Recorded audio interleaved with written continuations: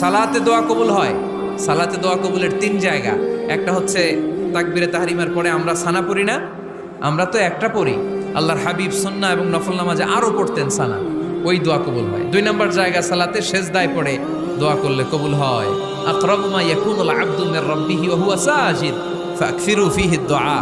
বান্দা যখন সেজদায় লুটিয়ে পড়ে বান্দা আল্লাহর সবচেয়ে কাছে চলে যায়। কিন্তু বিশ্বনবী বলে সেজদাটা তোমার রবের কুদরতি পায়ের উপরে পড়েছে। সেজদায় পড়ে দোয়া করেন।